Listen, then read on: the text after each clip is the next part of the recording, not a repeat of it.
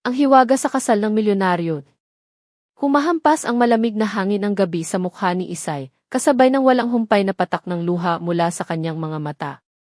Nakatayo siya sa gilid ng isang marangyang kalsada, ang bigat ng maliit niyang bagahe ay tila pasan na ng buong mundo.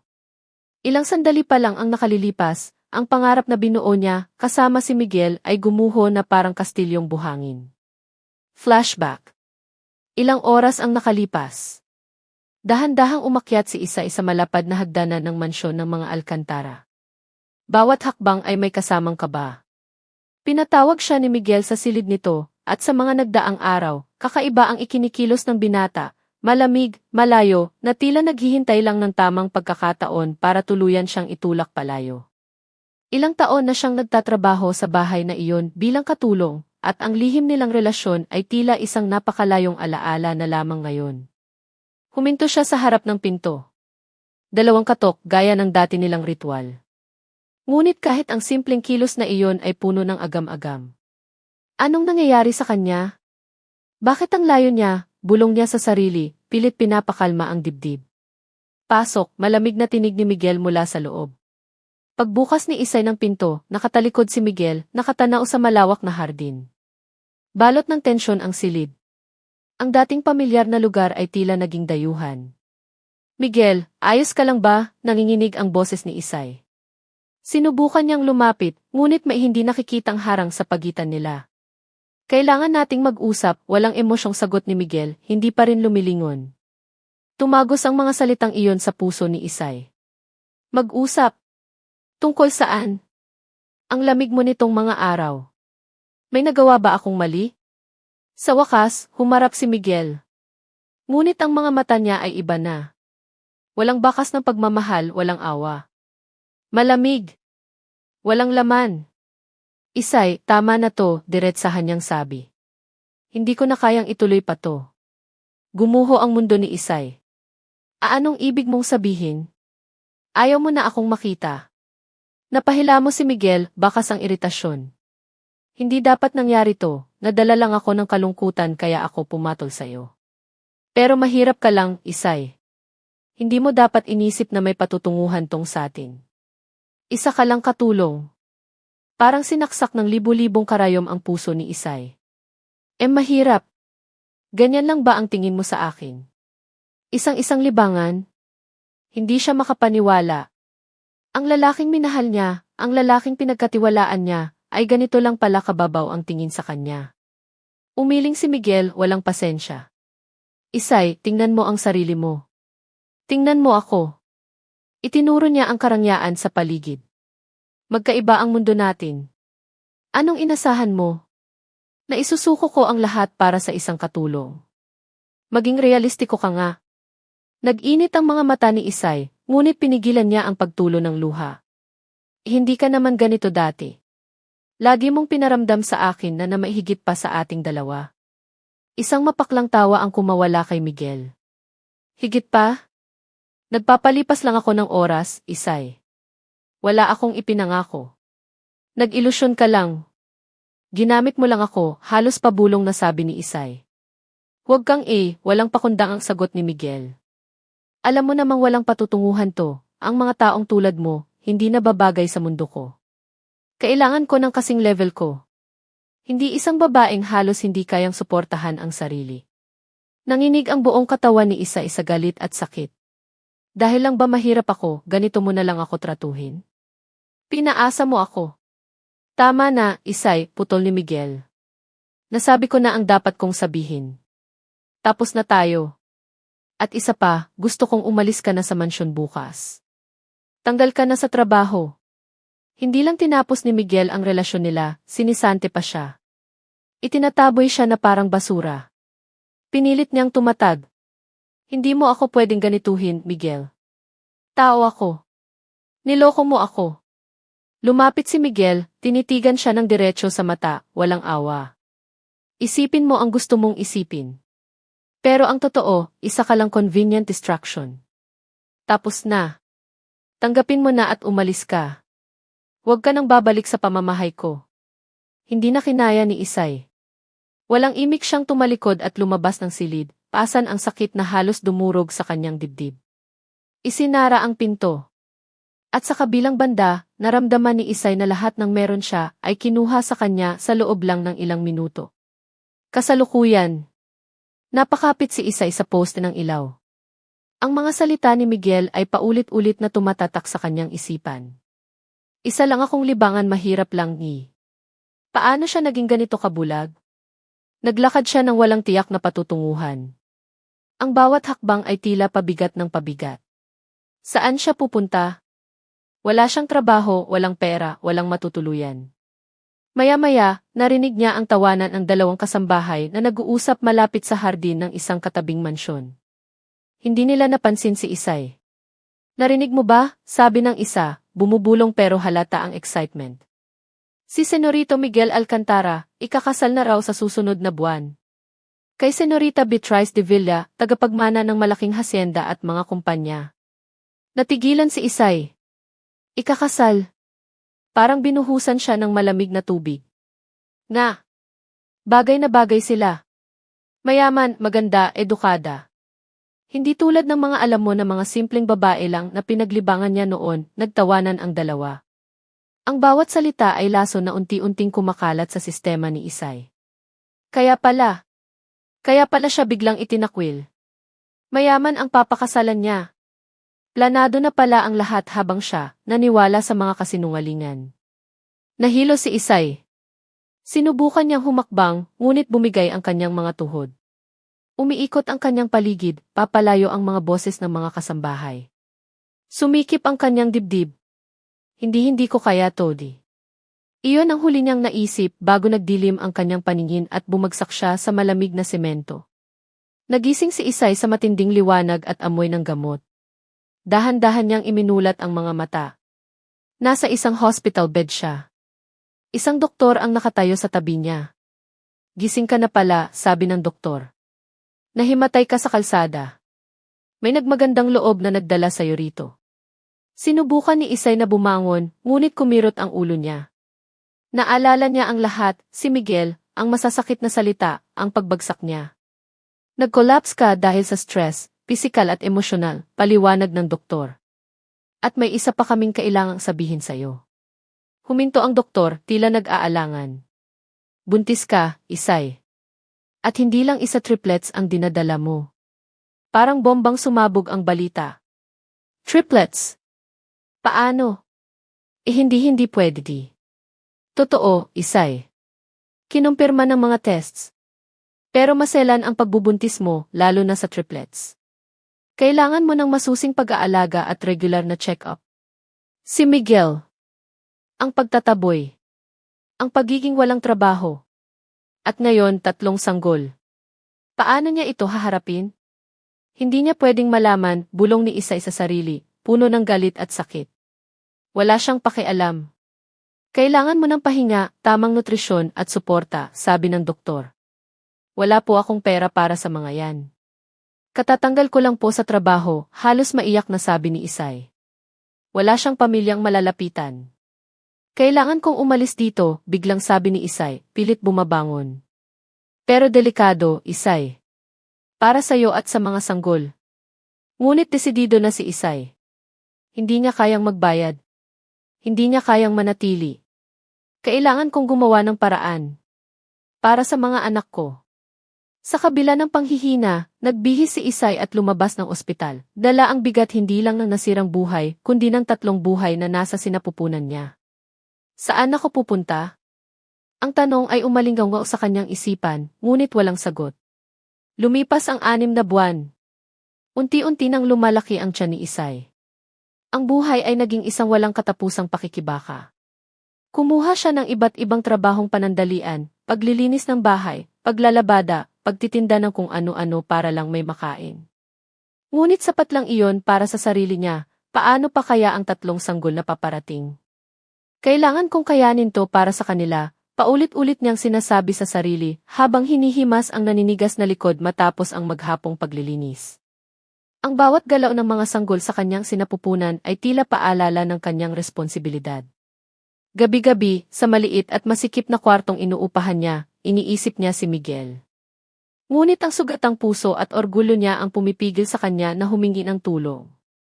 Itinapon niya ako. Hindi ako magmamakaawa. Habang papalapit ang kanyang kabuwanan, lalong humihirap ang sitwasyon. Ang dating kaya niyang gawin ay pahirapan na. Isang gabi, matapos ang isa na namang nakakapagod na araw, hindi siya makatulog sa sobrang discomfort. Biglang sumidhi ang sakit sa kanyang puson. Aray! Aanong di? Napahawak siya sa tiyan. Napaluhod siya sa sakit. Hindi pa pwede. Masyado pang maaga. Sinubukan niyang abutin ang telepono para tumawag ng tulong, ngunit sunod-sunod na matinding kirot ang kanyang naramdaman. Diyos ko, tulungan niyo po ako ang mga anak ko. Sa wakas, nakatawag siya ng ambulansya. Ang mga sumunod na sandali ay puno ng sakit, takot at desperasyon. Habang nasa ambulansya, ang tanging nasa isip niya ay ang kaligtasan ng kanyang mga anak.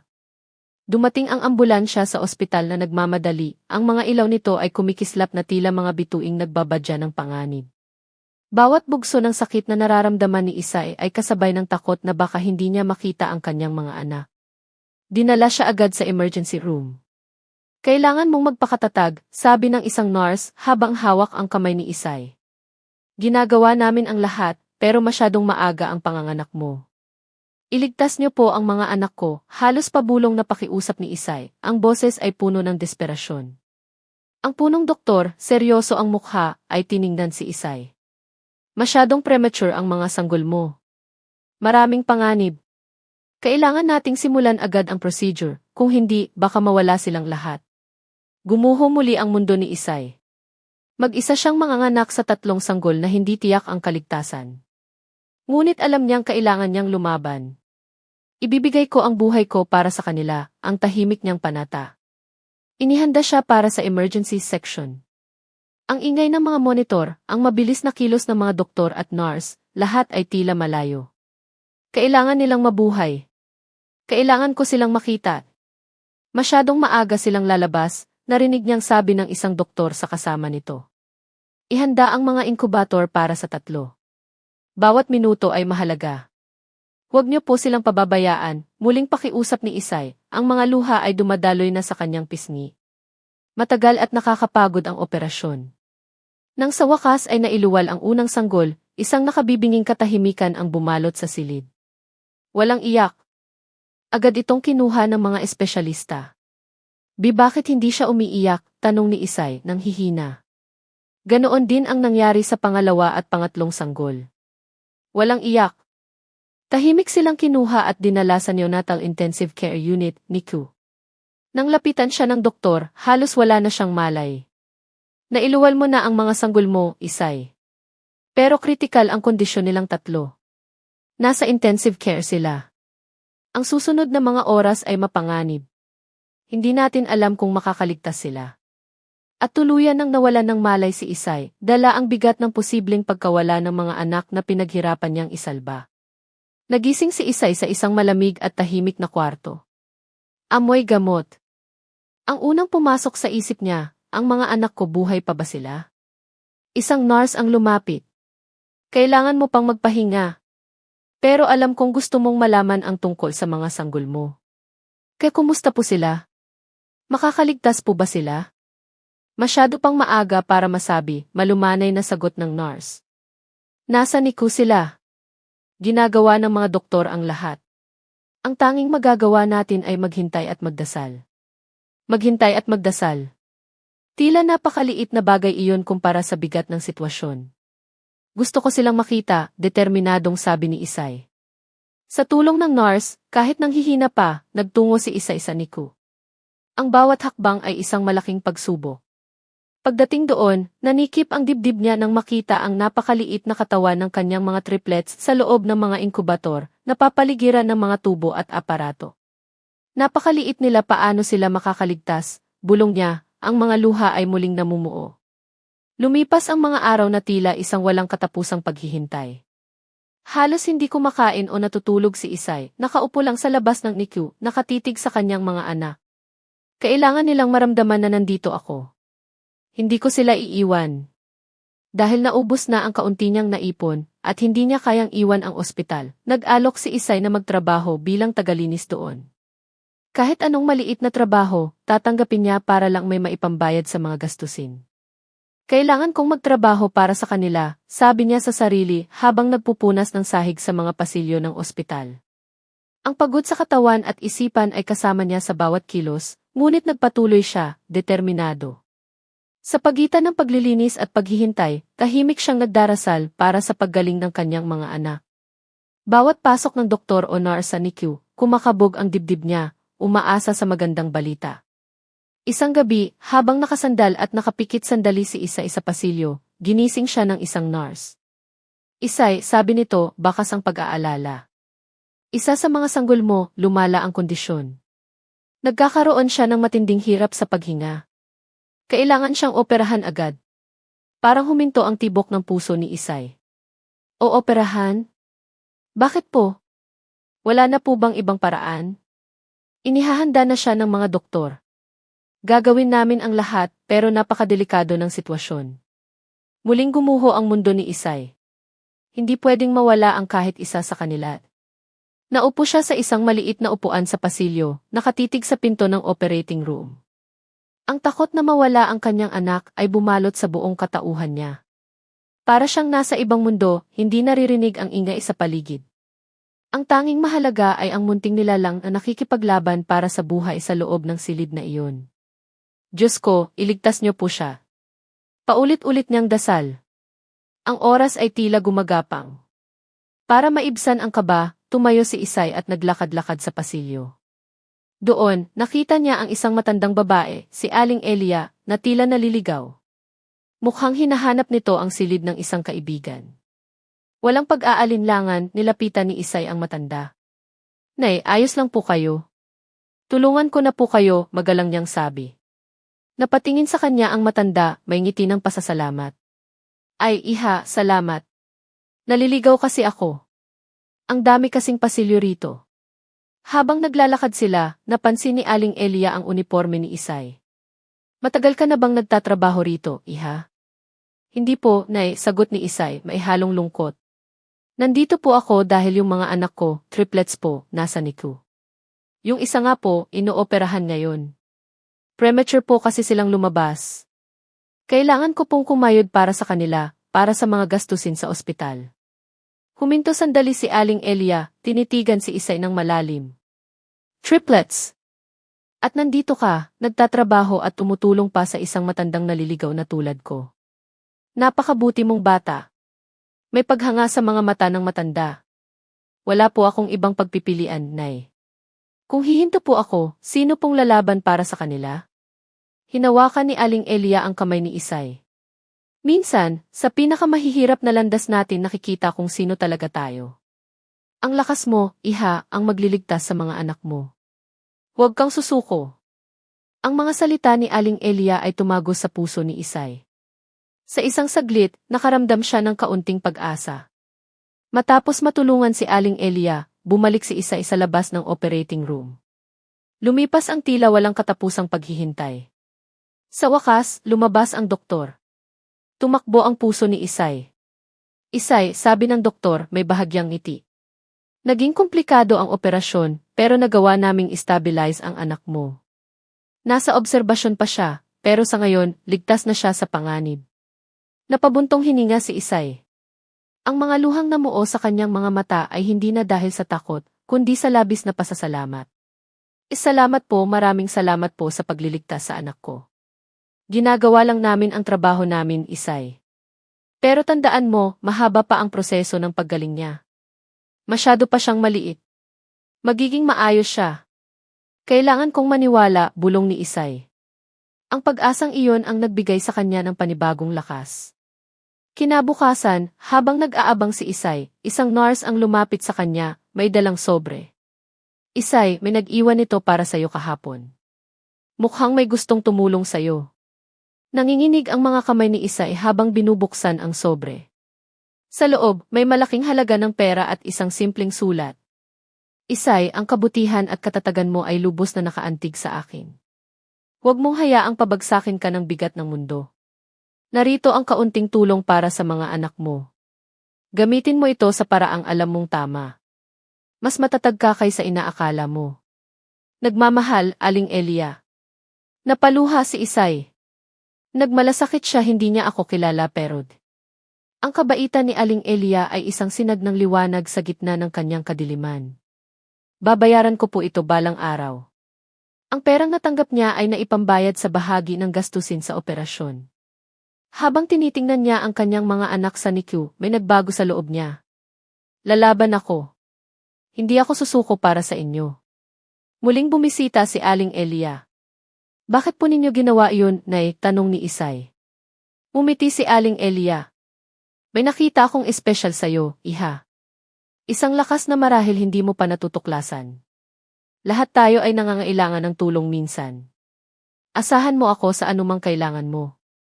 Ang mga sumunod na araw ay puno pa rin ng pag-aalala, ngunit may pag-asa na. Dahan-dahan, nagpakita ng pagbuti ang sanggol na operahan. Ang dalawa pa niyang kapatid ay patuloy ding lumalakas. Hanggang sa dumating ang araw na pinakahihintay ni Isay. Maaari mo nang iuwi ang mga sanggol mo, Isay, sabi ng doktor, may ngiti. Nang ibigay sa kanya ng nurse ang 3 munting anghel, balot sa malambot na kumot, halo-halong saya at takot ang naramdaman ni Isay. Kaya ko ba ito mag-isa? Paano ko aalagaan ang 3 ng sabay-sabay? Ngunit alam niyang wala siyang ibang pagpipilian. Sila na lang ang meron siya.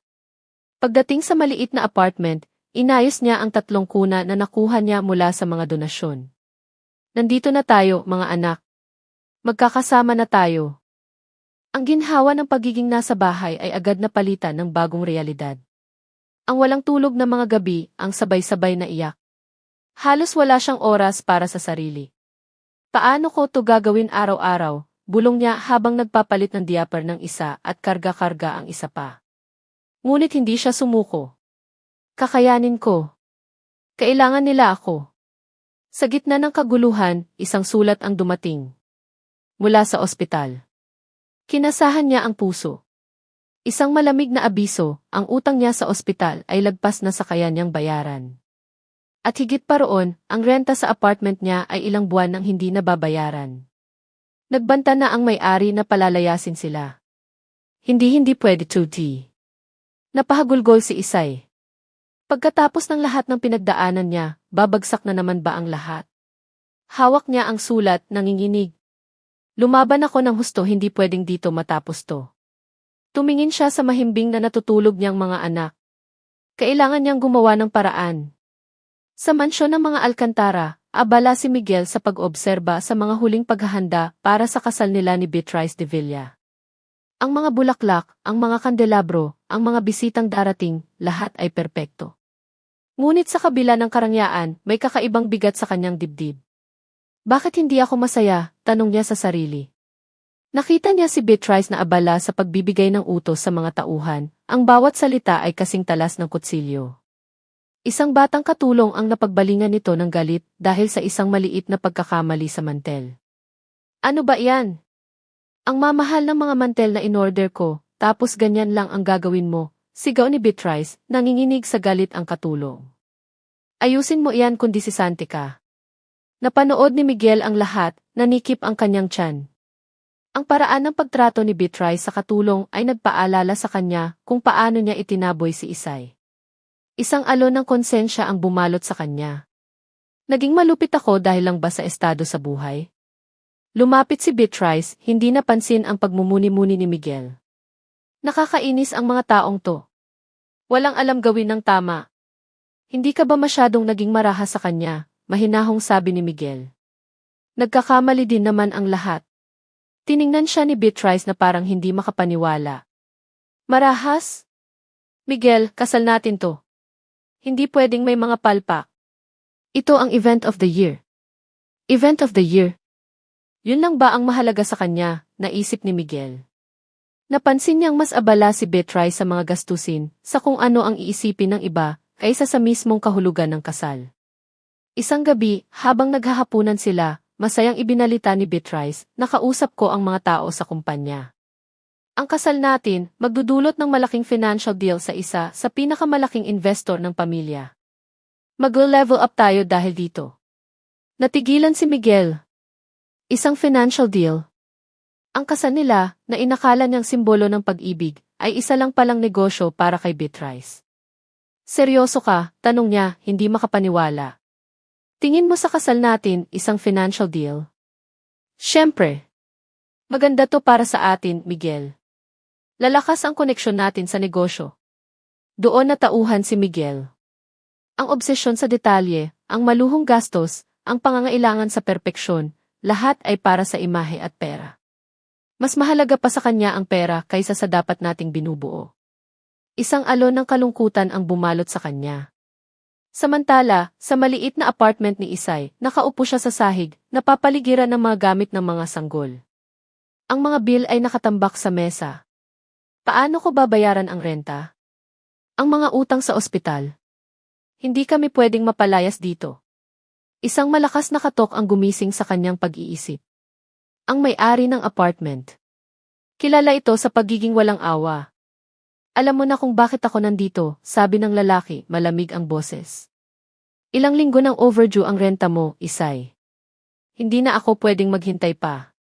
Kailangan ko lang po ng ilang araw pa, nanginginig na pakiusap ni Isay. Kagagaling lang po ng mga sanggol sa ospital. Nagtatrabaho po ako sa ospital kung saan sila na-admit. Nag-ipon po ako para makabayad. Tiningnan siya ng lalaki nang may paghamak. Ilang araw? Binigyan na kita ng ilang linggo. Bukas, kung hindi mo mababayaran ang utang mo, nasa labas na kayo, kasama iyang mga sanggol mo. Wala nang negosasyon. Parang gumuho ang lupa sa paanan ni Isay. Hindi ito nagbibiro. Makakakuha po ako ng pera, sabi niya, pilit pinatatag ang boses. Bigyan niyo lang po ako ng isang araw pa. Umiling ang lalaki, may mapanuyang ngiti. Isang araw. Bukas, babalik ako. Kung wala ang pera, layas. At tumalikod na ito. Walang ibang mapuntahan, nagpa siya si Isay. Pupuntahan niya ang kasal ni Miguel. Desperado na ako. Kailangan kong mabuhay kasama ang mga anak ko. Siya ang ama nila. Kailangan niyang malaman. Kailangan niyang managot. Kinabukasan, ang simbahan ay napakaganda, puno ng mamahaling bulaklak at eleganteng mga bisita. Si Miguel, nakatayo sa altar, ay hindi mapakali. Bakit ganito ang nararamdaman ko? Dapat ito na ang pinakamasayang araw ng buhay ko, pero si Isay ang naiisip ko. Si Beatrice, nagliliwanag sa kanyang wedding gown, ay puno ng kumpiyansa. Sa wakas, magkakaroon tayo ng party na pag-uusapan ng buong syudad, bulong niya kay Miguel. Nagsimula ang seremonya. Habang nagsasalita ang pari tungkol sa pangako ng kasal, ang mga salitang tirespeto, pag-ibig, at katotohanan ay umalinggaw sa isip ni Miguel. Napagtanto niyang wala ang mga iyon sa relasyon nila ni Beatrice. Mali ba tong kasal na to? Sa kalagitnaan ng seremonya, bumukas ang pinto ng simbahan. Hindi agad pinansin ni Miguel, ngunit ang bulungan ng mga bisita ay nagpalingon sa kanya. At doon, parang huminto ang mundo. Si Isay. May kargang 3 sanggol. Pumasok siya sa simbahan, maputla ang mukha, ngunit determinado ang mga mata, nakatitig kay Miguel. Lumakas ang bulungan. Sino ang babaeng iyon? Bakit may dala siyang mga sanggol? Nanigas si Miguel. Anong nangyayari? Sino ang mga batang yan? Bakit nandito si Isay?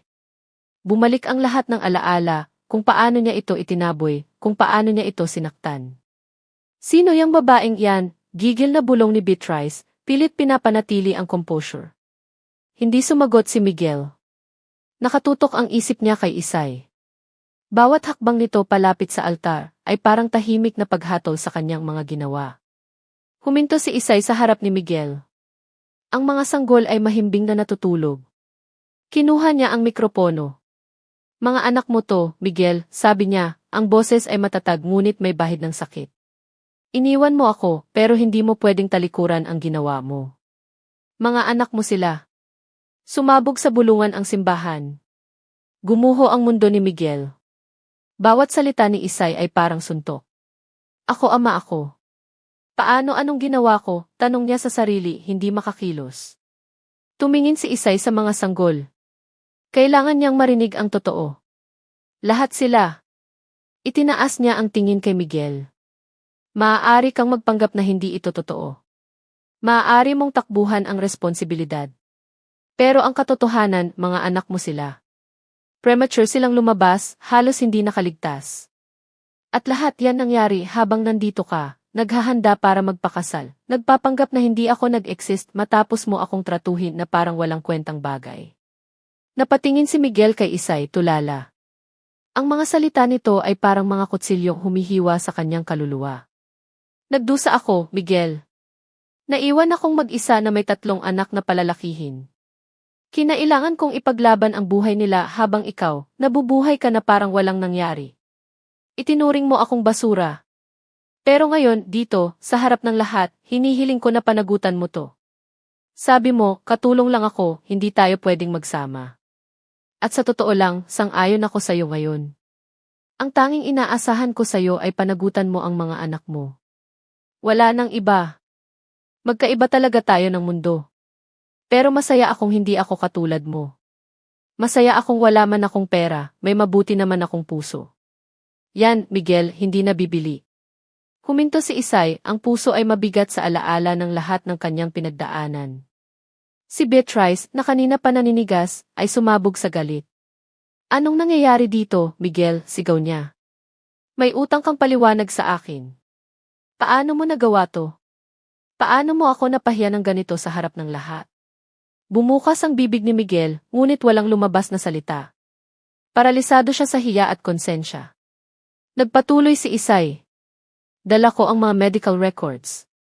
Itinaas niya ang isang folder. Narito ang pruweba na ikaw ang ama ng mga batang ito. Pwede mong takbuhan ang katotohanan, Miguel, pero hindi mo ito maitatanggi. Lumapit siya at iniabot ang folder kay Miguel. Nanginginig na kinuha ito ni Miguel. Binuksan niya. Naroon ang SAT tests, ang medical history ng mga triplets. Sumabog si Beatrice sa galit. Ginamit mo ako. Isang kasinungalingan ang kasal na to. Hinablot niya ang engagement ring sa daliri at ibinato sa sahig. Tapos na ang kasal na to. Hindi ako magpapakasal sa isang lalaking ganito ang gagawin sa imaheng pinaghirapan kong buuin. Tumalikod siya at nagmart sa palabas ng simbahan. Naiwan si Miguel, nakatayo, ang tunog ng singsing na gumugulong sa sahig ay tila huling tunog ng lahat ng kanyang binuo. Nawala sa akin ang lahat si Beatrice, si Isay, ang mga anak ko di. Ang tensyon sa simbahan ay mabigat. Lahat ng mata ay nakatutok kay Miguel at Isay. Ganyan pala, sarkastikong sabi ni Isay, nakatingin kay Miguel. Ito pala ang babaeng pinili mong sumira sa kasal nyo. Isang katulong. Ang paghamak sa boses ni Beatrice kanina ay bumalik sa alaala niya, pero ngayon, siya naman ang may hawak ng alas. Ako yung katulong, matatag na sagot ni Isay, sinalubong ang tingin ni Miguel. Pero orgulyoso akong nagtatrabaho, isang babaeng lumalaban araw-araw. May halaga rin ang trabaho ko. Hindi ako nahihiya. Ikaw, Miguel, dapat kang mahiya. Kasi ako, ang katulong na to, ako lang ang nagmahal sa'yo ng totoo, hindi dahil sa kung anong meron ka. Pero ayoko na sa'yo. Ituloy niyo ang kasal kung gusto niyo. Wala akong pakialam. Ang gusto ko lang, gawin mo ang dapat mong gawin bilang ama. Parang sinampal si Miguel. Naalala niya ang mga sandaling ikinahiya niya si Isay dahil katulong lang ito. Ngayon, isang napakalaking konsensya ang dumagan sa kanya. Ako ang may kasalanan, bulong niya. Pinabayaan kong umabot sa ganito. Lumabas si Miguel ng simbahan, sinenyasan si Isay na sumunod. Sa labas, hinarap niya ito. Isay, halos pabulong niyang sabi. Hindi ko alam kung saan magsisimula. Nagkamali ako sa'yo sa kanila. Hindi ko alam ang iniisip ko. Miguel, wala ka nang masasabi na makakapagpabago sa ginawa mo, putol ni Isay, ang boses ay puno ng sakit. Iniwan mo ako, tinrato na parang wala akong kwenta. Ngayon, dahil lang sumulpot ako at sinira ko ang perpektong kasal mo, gusto mong ayusin ang lahat.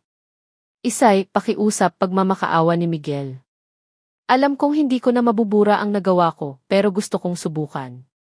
Gusto kong maging parte ng buhay ng mga anak ko. Hayaan mo akong bumawi. Hayaan mo akong maging ama sa kanila. Tumawa si Isay, ngunit walang saya, puro sakit. Wala kang ideya sa pinagdaanan ko, Miguel. May iwan ka sa kanila, pero sa buhay ko, hindi na. Naiintindihan mo ba? Kapag sinaktan mo sila, kapag tinuruan mo sila ng baluktot mong pag-ugali, makikita mo kung anong kayang gawin ng lahat ng sakit na idinulot mo sa akin. Tumalikod siya, ang mga luha ay muling tumulo. Lumipas ang mga oras.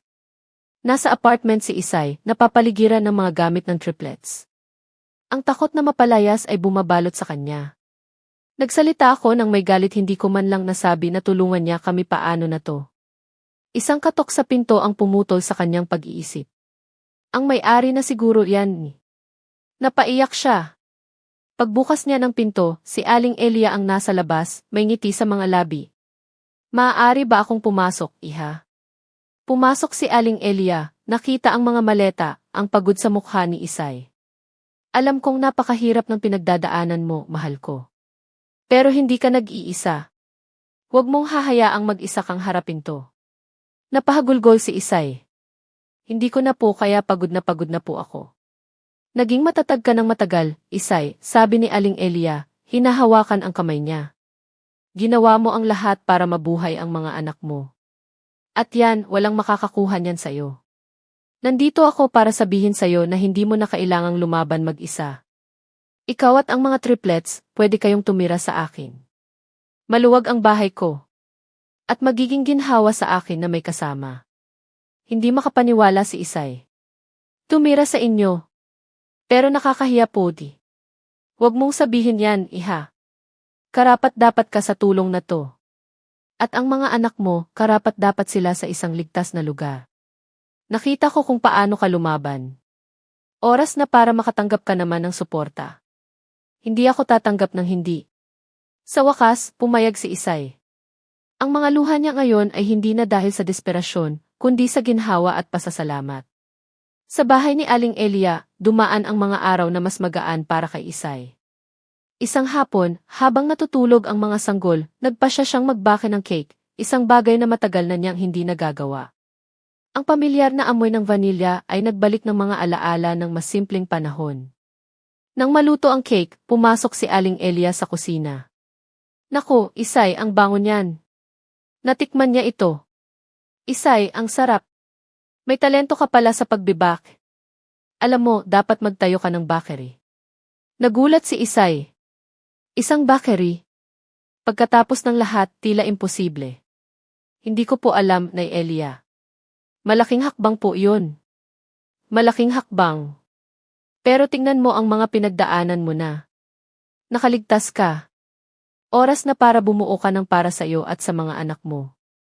Ang cake na to, simula pa lang. Sigurado akong magtatagumpay ka. Ang mga salita ni Aling Elia ay umalinggaw sa isip ni Isay. Sinimulan niyang sumubok ng mga resipe at magbenta ng mga cake. Agad itong naging matagumpay. Lumipas ang mga buwan. Ang maliit na negosyo ni Isay ay lumago ng husto. Dumami ang order ng mga cake, tea at pastries. Hindi siya makapaniwala sa tinahak ng kanyang buhay.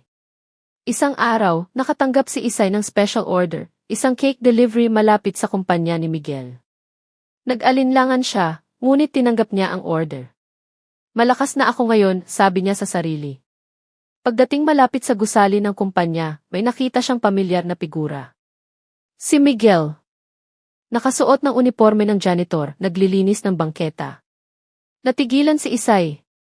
Naglilinis siya ng bangketa ng sarili niyang kumpanya. Bumaba si Miguel nang walis nang makita si Isay at tumakbo palapit. Isay, pakiusap, makinig ka sa akin, sabi niya, baka sanghiya. Alam kong wala akong karapatan, pero kailangan kong humingi ng tawad. Kailangan mong maintindihan na alam ko na ngayon ang pinagdaanan mo. Naintindihan ko na kung gaano kita nasaktan. Pinagmasdan ni Isay si Miguel. Hindi na ito ang aroganting lalaki na humamak sa kanya. Naiintindihan mo na ba talaga, Miguel? Tanong niya. Naiintindihan mo na ba kung ano yung pakiramdam na itapon na parang basura? Na magpalaki ng 3 anak mag-isa habang ikaw, nabubuhay ka ng walang pakialam. Yumuko si Miguel, nahihiya. Naiintindihan ko na, Isay. Lahat na nangyari sa akin, nagpatanto sa akin kung gaano ako naging makasarili. Hindi ko hinihiling na patawarin mo ako agad, pero nakikiusap ako, hayaan mo akong maging parte ng buhay ng mga anak natin. Karapat-dapat silang magkaroon ng ama. Huminga ng malalim si Isay. Hindi ako magsisinungaling, Miguel. Ang ginawa mo, winasak ako. Hinding-hindi ko iyon makakalimutan. Pero nakikita kong nagbago ka na.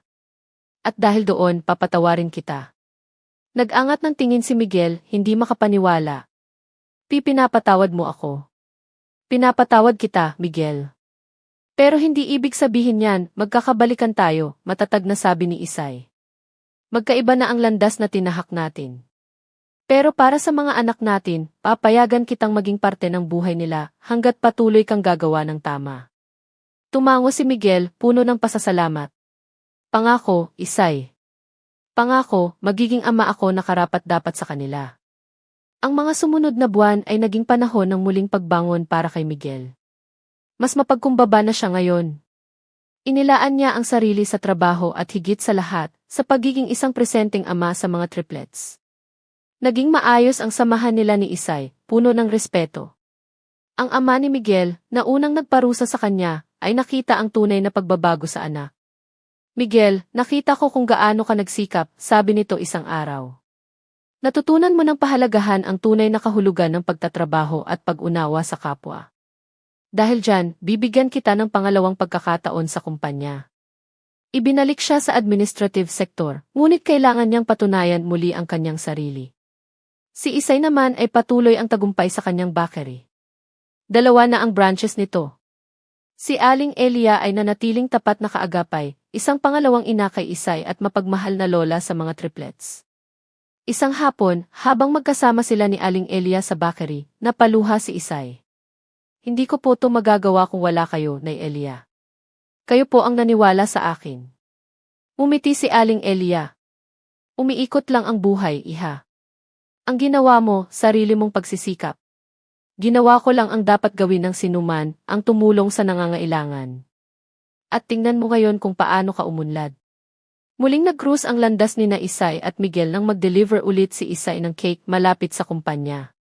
Nakita niya si Miguel, abala sa pag-organisa ng mga gawain, iba na ang suot na uniforme, mas presentable. Mukhang iba ka na, sabi ni Isay, may ngiti. Nagbago na ako, Isay, sagot ni Miguel. Pagkatapos ng lahat, marami akong natutunan. Gusto ko lang maging mabuting ama at ituloy ang paggawa ng tama. Naging mabuti kang ama, Miguel. Mahal na mahal ka ng mga bata.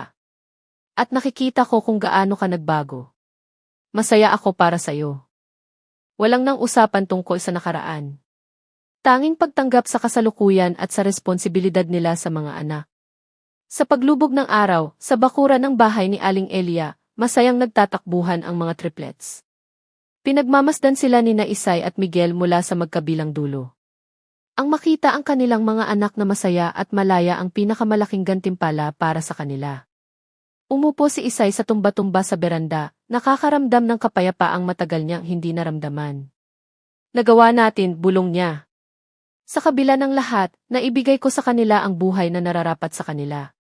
Si Miguel naman, habang pinagmamasdan ang mga anak, ay napagtanto ang tunay na halaga ng buhay, ang simpleng pagmamahal ng kanyang mga anak. Hindi na mahalaga kung anong nawala, kundi kung anong nakuha ko. Nagkatinginan sila, hindi bilang magkasintahan, kundi bilang mga magulang na sa wakas ay natagpuan ang balanse.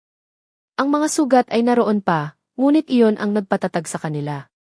Nakaligtas sila, nagbago at higit sa lahat, natagpuan ang kani-kanilang kapayapaan. Ang kinabukasan, para sa kanila at sa mga triplets, ay puno na ng pangako. Ang mga taon ay mabilis na lumipas, tulad ng mga dahon na tinatangay ng hangin sa bawat pagpapalit ng panahon. Ang triplets, sina Lito, Lita, at Loti, ay lumaki na, masisigla at puno ng kuryosidad. Ang bakuran ng bahay ni Aling Elia ang naging saksi sa kanilang mga tawanan, habulan, at maliliit na pangarap. Si Isay, hindi na ang babaeng minsang dinurog ng pag-ibig at paghama. Isa na siyang matagumpay na negosyante. Ang Isay Sweet Delights ay naging kilalang pangalan na, hindi lang dahil sa masasarap nitong produkto, kundi dahil na rin sa kwento ng inspirasyon sa likod nito. Nagbukas pa siya ng ilang branches sa iba't ibang lugar, at nagbigay ng trabaho sa maraming tao, lalo na sa mga ina na nagsisikap ding itaguyod ang kanilang pamilya. Ngunit sa kabila ng tagumpay, nanatili siyang mapagkumbaba, laging inaalala ang pinanggalingan at ang mga taong tumulong sa kanya. Ang mga mata niya ay may ningning na ng kumpiyansa at kapayapaan, ngunit may bakas pa rin ang kalaliman ng kanyang mga pinagdaanan. Si Miguel, malayo na sa dating arugante at makasariling binatang nagpahirap kay Isay. Ang pagiging janitor, kahit pansamantala, ay nag-iwan ng malalim na marka sa kanya. Ito ang nagturo sa kanya ng kahalagahan ng bawat trabaho, ng respeto sa bawat tao, at ng tunay na kahulugan ng pagpapakumbaba. Sa kanyang pagbabalik sa kumpanya, sinimulan niya sa mababang posisyon, ngunit dahil sa kanyang sipag, dedikasyon, at bagong pananaw sa buhay, unti-unti siyang umangat. Ngayon, isa na siyang respetadong executive, ngunit ang pinakamahalaga sa kanya ay ang pagiging ama. Bawat Sabado at Linggo ay inilalaan niya sa mga anak.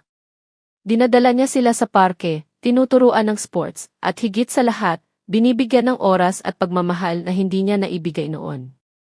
Ang relasyon niya kay Isay ay nanatiling maayos, isang samahan ng dalawang magulang na ang tanging hangad ay ang kapakanan ng kanilang mga anak. May respeto, may pag-unawa, at isang tahimik na pagkilala sa pagbabagong naganap sa bawat isa. Si Aling Elia, ang naging anghel na tagapagbantay ni Isay at ng mga bata. Ang kanyang bahay ay naging tahanan ng pagmamahal at pag-asa. Sa paglipas ng mga taon, lalo siyang naging malapit sa mga bata, na itinuring na siyang tunay na lola. Ang kanyang mga payo at walang sawang suporta ang naging gabay ni Isay sa maraming pagkakataon. Kahit may edad na, ang kanyang sigla at positibong pananaw sa buhay ay hindi kumukupas. Isang hapon, habang naghahanda ng merienda ang mga bata sa hardin, naupo sina Isay at Miguel sa beranda, pinagmamasdan sila. Isang pamilyar na eksena, ngunit may bagong kapanatagan. Ang bilis ng panahon, basag ni Miguel sa katahimikan, isang maliit na ngiti sa kanyang mga labi. Parang kailan lang, mga sanggol pa sila na karga-karga natin. Tumango si Isay, ang tingin ay nasa mga anak. Nga! At tingnan mo sila ngayon, ang lalaki na. May halong pagmamalaki at kaunting lungkot sa kanyang boses, lungkot na dala ng mabilis na paglipas ng panahon. Nagawa natin, Isay, sabi ni Miguel, ang boses ay puno ng sinseridad. Sa kabila ng lahat, napalaki natin sila ng maayos. Tumingin si Isay kay Miguel. Wala na ang sakit, wala na ang galit. Tanging pagtanggap at isang uri ng pasasalamat. Hindi lang ikaw at ako, Miguel. Kasama natin si Nay Elia. Kung wala siya Alam ko, sagot ni Miguel, tumango. Malaki ang utang na loob natin sa kanya. Maya-maya, lumapit ang tatlong bata, hila-hila si Aling Elia. Lola, Mama, Papa, laro po tayo, masiglang yaya ni Lita. Nagkatinginan sina Isay at Miguel, sabay na natawa. Ang simpleng tawag na si Papa, mula sa mga anak ay musika pa rin sa pandinig ni Miguel, isang paalala ng pangalawang pagkakataon na ibinigay sa kanya. Tumayo si Aling Elia, inakay ang mga bata. Sige na, maglaro muna kayo doon. May pag-uusapan lang kami ng mama at papa ninyo. Nang makaalis ang mga bata, muling bumalot ang tahimik na kapanatagan sa pagitan ni Isay at Miguel. Naaalala mo pa ba yung araw na pumunta ako sa kasal mo? Biglang tanong ni Isay, hindi mapigilan ang sarili. Hindi ito tanong na may bahid ng panunumbat, kundi isang simpleng pagbabalik tanaw. Napabuntong hininga si Miguel. Ang alaala ng araw na iyon ay malinaw pa rin sa kanya, isang bangungot na hindi niya malilimutan, ngunit isa ring aral na humubog sa kanya. Paano ko makakalimutan yun, Isay? Yun ang araw na gumuho ang lahat ng kasinungalingan ko. At yun din ang araw na nagsimula akong matuto. Natakot ako noon pag-amin ni Isay. Natakot ako na baka wala nang mangyari sa amin ng mga bata. Na baka habang buhay na kaming magdurusa. Ako rin, natakot, sabi ni Miguel. Natakot ako na baka huli na ang lahat para itama ang mga pagkakamali ko. Na baka hindi mo na ako mapatawad at hindi ko na makikilala ang mga anak ko. Tumingin siya kay Isay, ang mga mata ay puno ng pasasalamat. Pero binigyan mo ako ng pagkakataon, Isay. At hinding-hindi ko sasayangin yun. Lahat tayo nagkakamali, Miguel, mahinahong sabi ni Isay. Ang mahalaga, natututo tayo. At handa tayong magbago. Sa di kalayuan, naririnig nila ang masayang tawanan ng mga bata. Iyon ang pinakamahalagang tunog sa kanilang mundo. Isang gabi, ilang linggo matapos ang kanilang pag-uusap, may inabot si Miguel na isang maliit na kahon kay Isay. Kaarawan ni Isay noon, at nagkaroon sila ng simpleng salu-salo sa bahay ni Aling Elia, kasama ang mga bata. Ano to? Tanong ni Isay, nagtataka. Buksan mo, sabi ni Miguel, may bahagyang kaba sa boses. Dahan-dahang binuksan ni Isay ang kahon. Sa loob, isang simpleng silver na kwintas na may 3 maliliit na star pendant. Ang bawat bituin ay kumikinang. Miguel T. Walang masabi si Isay. Para sa'yo yan, Isay, sabi ni Miguel. Ang 3 bituin para kina Lito, Lita at Loti. Sila ang mga bituin na nagbigay liwanag sa madilim nating nakaraan. At ikaw ang buwan na gumabay sa kanila. Napaluha si Isay, hindi dahil sa lungkot, kundi dahil sa emosyon. Ang simpleng regalo ay may malalim na kahulugan. Ito ay simbolo ng kanilang paglalakbay, ng kanilang mga anak, at ng kapatawarang naghilom sa kanilang mga sugat. Salamat, Miguel, sabi niya, ang boses ay nanginginig. Napakaganda. Isinuot ni Miguel ang kwintas kay Isay. Sa sandaling iyon, walang tikiligi ng romantikong pag-ibig, ngunit may init ng pagkakaibigan, respeto, at isang pamilyang nabuo sa hindi inaasahang paraan. Lumipas pa ang mga taon. Ang mga triplets ay mga binata't dalaga na, bawat isa ay may kanya-kanyang landas na tinatahak, ngunit laging bumabalik sa tahanang puno ng pagmamahal. Si Isay at Miguel, nanatiling magkaibigan at dedikadong mga magulang. Ang kanilang nakaraan, bagamat masakit, ang naging pundasyon ng kanilang kasalukuyang lakas at pag-unawa. Isang gabi, nakaupo si Isay sa beranda, pinagmamasdan ang mga bituin sa langit.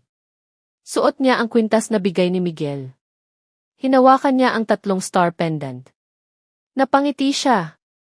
Ang buhay ay puno ng mga sorpresa, ng mga pagsubok, at ng mga hindi inaasahang biyaya. Ang kanyang paglalakbay ay hindi naging madali, ngunit bawat hakbang, bawat luha, bawat sakripisyo, ay may katuturan. Lumapit si Aling Elia, may dalang mainit na tsaa. Malalim na naman ang iniisip mo, iha. Inaalala ko lang po ang lahat, Nay Elia, sabi ni Isay. Kung paano kami nagsimula at kung nasaan na kami ngayon. Ang buhay ay parang pagluluto ng cake, Isay, nakangiting sabi ni Aling Elia. Minsan, may mga sangkap na mapait, minsan may mga hindi inaasahang resulta. Pero kapag pinaghirapan mo, kapag nilagyan mo ng puso, ang kalalabasan ay laging espesyal. Napatingin si Isay sa matanda, ang kanyang puso ay puno ng pasasalamat. Salamat po sa lahat, Nay Elia. Kayo po ang nagbigay sa akin ng recipe para sa mas matamis na buhay. Niyakap ni Aling Elia si Isay. Ikaw ang nagluto niyan, iha. Ako lang ang tagatikim. Sa mansyon ng mga Alcantara, minsan ay napapatanaw si Miguel sa malawak nilang hardin, ang hardin kung saan niya minsang itinaboy si Isay. Wala na ang bigat sa kanyang dibdib. Tanging kapayapaan at pasasalamat. Natagpuan niya ang kanyang sarili, hindi sa yaman o kapangyarihan, kundi sa simpleng pagmamahal ng kanyang mga anak at sa kapatawarang ipinagkaloob sa kanya. Ang kasal na hindi natuloy ay naging daan para sa isang mas makabuluhang buhay. Ang hiwaga sa kasal ng milyonaryo ay hindi tungkol sa nawalang pag-ibig o nasirang mga pangako. Ito ay tungkol sa pagtuklas ng tunay na pagkatao sa gitna ng mga pagsubok, sa pagbangon mula sa pagkakamali, at sa paghahanap ng kapayapaan at kaligayahan sa mga hindi inaasahang lugar. At para kay Isay at Miguel, ang kanilang mga anak ang naging pinakamaliwanag na bituin, ang nagbigay sa isa lahat ng sakit at tagumpay ng kanilang mga buhay. Ang kanilang kwento ay patunay na kahit sa pinakamadilim na gabi, laging may sisikat na mga bituin ng pag-asa. Lumipas ang ilang taon pa. Ang triplets, sina Lito, Lita, at Loti, ay nasa kanilang mga mid-teen years na, isang yugto ng buhay na puno ng pagtuklas sa sarili, mga bagong pangarap, at mga unang pintig ng puso. Si Isay, sa kabila ng tagumpay ng Isay Sweet Delights, na mayroon ng 4 na branches, ay nanatiling simple at mapagmahal na ina. Ang kanyang araw ay nahahati sa pamamahala ng negosyo at paggabay sa kanyang 3 teenager. Madalas, kapag nakaupo siya sa kanyang maliit na opisina sa bakery, napapangiti siya habang inaalala ang kanilang maliliit na kamay na kumakapit sa kanya. Ngayon, ang mga kamay na iyon ay abala na sa kani-kanilang mga interes. Isang umaga, habang nag-iinspeksyon si Isay sa pinakabago nilang branch, isang pamilyar na boses ang kanyang narinig. Isay! Isay Alcantara, ikaw nga ba yan? Napalingon si Isay. Isang lalaking nasa mid-negatibo 40, maayos manamit, at may ngiti sa mga labi ang nakatingin sa kanya. Inabot ng ilang sandali bago niya ito nakilala. Ramon? Ramon Jimenez? Ikaw ba yan? Si Ramon ay dating kaklase ni Isay noong high school, ang tahimik ngunit matalinong lalaki na madalas niyang makasabay sa library. Ako nga, masayang sabi ni Ramon. Hindi ako makapaniwala. Ang tagal na nating hindi nagkita. At ngayon, may-ari ka na pala nitong sikat na bakery. Nagkamustahan sila. Nalaman ni Isay na si Ramon ay isa ng arkitekto at may sarili na ring kumpanya. Single pa rin ito at tila ang trabaho ang naging focus ng kanyang buhay. Habang nag-uusap sila, hindi maiwasan ni Isay na mapansin ang respeto at paghanga sa mga mata ni Ramon. Hindi ito tulad ng tingin ni Miguel noon na maihalong pagnanasa at pagmamaliit. Ang tingin ni Ramon ay kalmado, puno ng paggalang. Alam mo, Isay, sabi ni Ramon bago umalis, lagi kitang naaalala bilang isa sa pinakamabait at pinakamatatag na taong nakilala ko. At hindi ako nagkamali. Kitang-kita sa tagumpay mo ngayon. Ang mga salitang iyon ay nag-iwan ng ngiti sa labi ni Isay. Hindi niya inaasahan ang muling pagkikita nila, lalo na ang mga papuri nito. Sa loob ng maraming taon, ang puso niya ay tila nakasara para sa posibilidad ng bagong pag-ibig. Ang mga anak niya at ang negosyo ang kanyang mundo. Ngunit ang simpleng pakikipag-usap kay Ramon ay nagdulot ng kakaibang kislap, isang paalala na may buhay pa sa labas ng kanyang mga responsibilidad. Samantala, si Miguel naman ay patuloy sa kanyang tahimik na pagbabago. Sa kumpanya, kinilala na ang kanyang husay at dedikasyon. Wala nang bakas ng arogansya, tanging profesionalismo at pagnanais na mag-ambag sa tagumpay ng kumpanya. Ang kanyang relasyon sa ama ay tuluyan ng naayos, puno ng respeto at pag-unawa. Isang hapon, habang nasa isang business conference si Miguel, ipinakilala sa kanya ang isang bagong marketing head mula sa isang partner company, si Angela Santos. Si Angela ay matalino, maganda at may matibay na personalidad. Hindi siya madaling matinag at direkta kung magsalita. Sa una, tila may tensyon sa pagitan nila ni Miguel. Pareho silang may malakas na opinyon. Ngunit habang nagkakaroon sila ng mga pagkakataong magtrabaho ng magkasama sa ilang proyekto, unti-unting nakita ni Angela ang pagiging makatwiran at mapagkumbaba ni Miguel, mga katangi ang hindi niya inaasahan sa isang alkantara, lalo na't narin. Ignya ang ilang bulong-bulungan tungkol sa eskandalosong kasal nito noon. Alam mo, Jimmy Alcantara, sabi ni Angela isang beses habang nagkakape sila matapos ang isang mahabang meeting, noong una, akala ko isa ka lang sa mga tipikal na mayayamang businessman na walang pakialam sa iba. Pero mukhang nagkamali ako. Napangiti si Miguel. Marami na akong natutunan sa buhay, Gina Santos. At ang isa sa pinakamahalaga ay ang huwag husgahan agad ang isang tao. Tinitigan siya ni Angela, tila sinusuri. Mukhang may malalim kang pinaghugutan. Hindi agad sumagot si Miguel. Ngunit sa mga mata ni Angela, nakita niya ang pag-unawa, hindi panghusga. At iyon, para kay Miguel, ay isang malaking bagay. Ang posibilidad na may makakakita sa kanya bilang si Miguel ngayon at hindi bilang si Miguel ng nakaraan ay isang bagong pag-asa. Ang mga triplets naman ay may kanikanya ng mga pinagkakaabalahan. Si Lito, ang panganay, ay nahihilig sa sports, partikular sa basketball. Siya ang pinakaseryoso sa tatlo at madalas, siya ang taga-awat sa mga kapatid. Ngunit sa likod ng kanyang seryosong anyo, mayroon siyang malambot na puso, lalo na para sa kanyang lola Elia. Ang hamon niya ay ang pressure na maging ihaligiin ng mga kapatid, isang responsibilidad na minsan ay masyadong mabigat para sa kanyang edad. Si Lita, ang gitna at kaisa-isang babae, ay lumaking matalino at may malakas na opinyon, tulad ng kanyang ina. Mahilig siya sa sining at pagsusulat. Ngunit mayroon siyang mga issue sa tiwala, marahil ay epekto ng mga kwento tungkol sa pinagdaanan ng kanyang mga magulang. Madalas niyang questionin ang motibo ng mga tao, lalo na ng mga lalaking nagpaparamdam sa kanya. Si Lottie, ang bunso, ang pinakamakulit at pinakamalambing sa tatlo. Mahilig siya sa musika at teknolohiya. Siya ang laging nagpapatawa sa pamilya. Ngunit sa kabila ng kanyang masayahing disposisyon, mayroon siyang pagnanais na magkaroon ng sariling pagkakakilanlan na hindi lang basta isa sa triplets. Isang gabi, habang naghahapunan sila, ibinalita ni Lita na mayroon siyang bagong manliligaw, isang kaklase. Sino yan, anak? Tanong ni Isay, pilit pinapakalma ang sarili. Ang kanyang munting prinsesa may manliligaw na. Si Marco po, mamabait naman po siya, sagot ni Lita, ngunit may bahid ng pag-aalinlangan sa kanyang boses. Napansin ito ni Miguel. Anak, kung mayroon kang hindi komportable, sabihin mo lang, ha?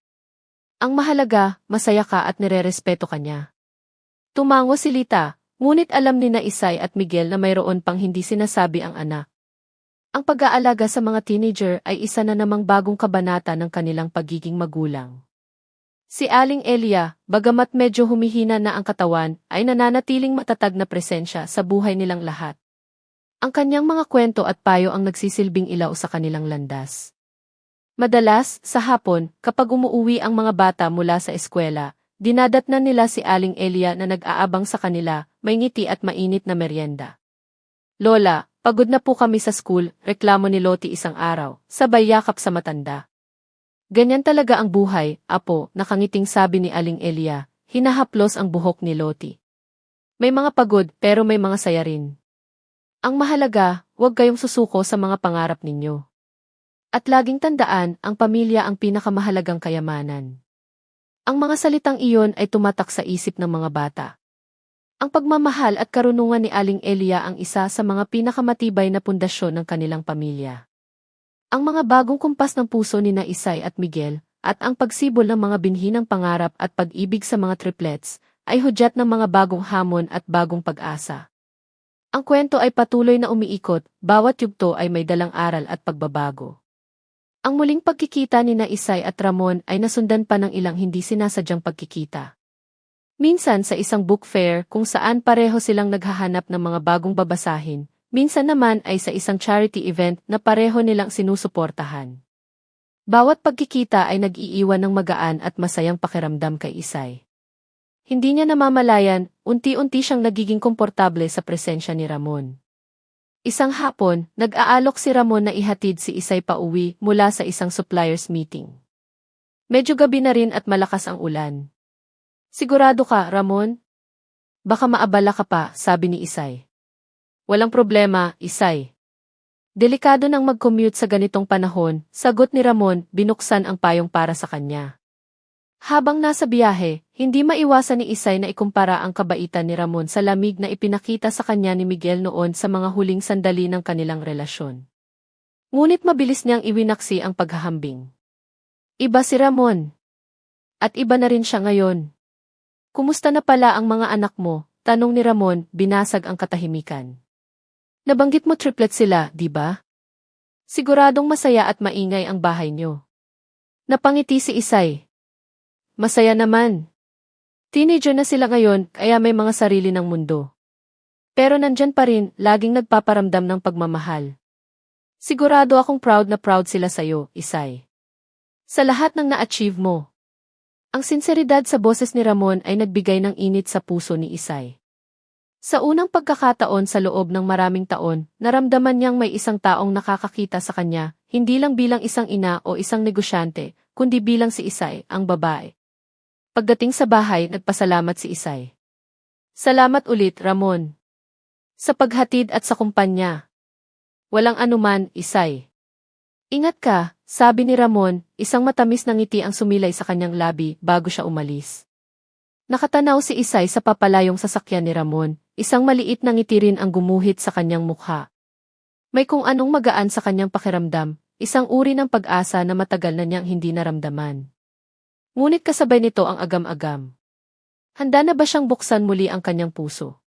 Paano kung masaktan lang ulit siya? Ang mga tanong na iyon ay bumabagabag sa kanya. Sa kabilang dako, ang prakovnza ni na Miguel at Angela ay unti-unting nagiging mas personal. Madalas silang magkape o mananghalian ng magkasama para pag-usapan ang mga proyekto, ngunit hindi maiiwasan na mapunta ang usapan sa mga personal na bagay. Nalaman ni Angela ang tungkol sa mga triplets ni Miguel at kung paano ito nagsisikap na maging mabuting ama. Nakita niya ang dedikasyon nito, hindi lang sa trabaho kundi pati na rin sa pamilya. Hindi ko akalain na ganyan ka pala ka-hands-on sa mga anak mo, Miguel, sabi ni Angela isang beses.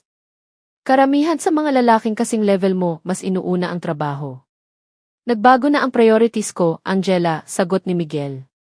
May mga bagay na mas mahalaga kaysa sa karir. Tulad ng ano, usisa ni Angela, ang mga mata ay nakatitig sa kanya. Nag-isip sandali si Miguel. Tulad ng makita silang lumaki ng masaya at alam nilang mahal sila. Tulad ng pagkakaroon ng kapayapaan sa sarili. Tumango si Angela, tila naunawaan ang sinasabi ni Miguel. Siya mismo ay may mga pinagdaanan sa buhay na humubog sa kanyang pagkatao. Ang kanyang pagiging prangka at matapang ay bunga ng mga karanasang nagturo sa kanya na maging matatag. Isang gabi, na-stranded si Angela sa opisina dahil sa biglaang brownout at malakas na ulan. Nag-alok si Miguel na ihatid siya, lalo na't medyo delikado ang lugar kung saan siya nakatira. Salamat, Miguel, sabi ni Angela nang makarating sila sa apartment nito. Hindi ko alam ang gagawin ko kung wala ka. Walang problema, Angela. Ingat ka pagpasok. Bago bumaba si Angela, bigla siyang lumingon. Miguel, tawag niya. Gusto mo bang pumasok muna? Magkape tayo. Para naman makabawi ako sa'yo. Nag-alinlangan sandali si Miguel. Ngunit ang sinseridad sa mga mata ni Angela ay nagtulak sa kanya na pumayag. CJ. Pero sandali lang. Sa loob ng apartment ni Angela, na simple ngunit maayos, nakaramdam si Miguel ng kakaibang gaan. Nag-usap sila tungkol sa maraming bagay, trabaho, pangarap, mga nakakatawang karanasan. Walang pretensyon, walang pilitan. Para silang matagal nang magkakilala. Nang pauwi na si Miguel, hindi niya maiwasan na isipin si Angela. May kung anong spark sa pagitan nila, isang koneksyon na hindi niya inaasahan. Ngunit tulad ni Isay, may agam-agam din siya. Ang alaala ng kabiguan niya kay Beatrice at ang sakit na naidulot niya kay Isay ay nagpapahirap sa kanyang magtiwala muli sa pag-ibig. Takot siyang makasakit at masaktan. Ang mga triplets naman ay abala sa kanilang high school life. Si Lito, sa kabila ng pagiging abala sa basketball training, ay nagsisimulang magpakita ng interes sa engineering, marahil ay naimpluwensyahan ng mga kwento tungkol sa lolo niyang si Don Rafael Alcantara, na isang inhinyero bago naging negosyante. Madalas siyang magtanong kay Miguel tungkol dito. Isang araw, habang tinutulungan ni Miguel si Lito sa isang school project, napansin ni Miguel ang determinasyon sa mga mata ng anak. Mukhang seryoso ka talaga dyan sa engineering, anak. Opo, pa. Gusto ko pong makatulong sa pagtatayo ng mga bagay na magiging kapaki-pakinabang sa maraming tao, sagot ni Lito. Napangiti si Miguel. Nakikita niya ang sarili sa anak, ang pangarap, ang dedikasyon. Ngunit umaasa siyang hindi nito mararanasan ang mga pagkakamaling kanyang nagawa. Si Lita naman ay nahaharap sa dilema tungkol kay Marco, ang kanyang manliligaw. Mabait si Marco, ngunit pakiramdam ni Lita ay may itinatago ito. Madalas itong umiiwas kapag tinatanong niya tungkol sa pamilya nito o sa mga nakaraang relasyon. Ma, ano po bang dapat kong gawin? Tanong ni Lita kay Isay isang gabi. Gusto ko si Marco pero parang may mali. Huminga ng malalim si Isay. Anak, ang tiwala ang pundasyon ng anumang relasyon. Kung sa simula pa lang ay mayroon ka ng agam-agam, mahalagang pakinggan mo yan. Mag-usap kayo ng masinsinan.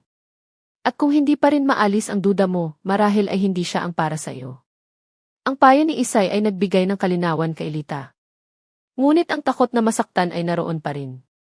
Si Lottie, sa kanyang pagiging malikhain, ay sumali sa isang music club sa kanilang eskwelahan. Dito niya nakilala si Alex, isang gitarista na may parehong hilig sa musika. Naging malapit sila, madalas mag-jamming at magsulat ng mga kanta. Ngunit si Alex ay may reputasyon bilang isang keyboard boy na ikinababahala ni Isay at Miguel. Sigurado ka ba dyan kay Alex, anak? Tanong ni Miguel kay Lottie. Narinig ko, medyo pasaway daw yan. Pa, iba po si Alex kapag kami lang ang magkasama, depensa ni Lottie.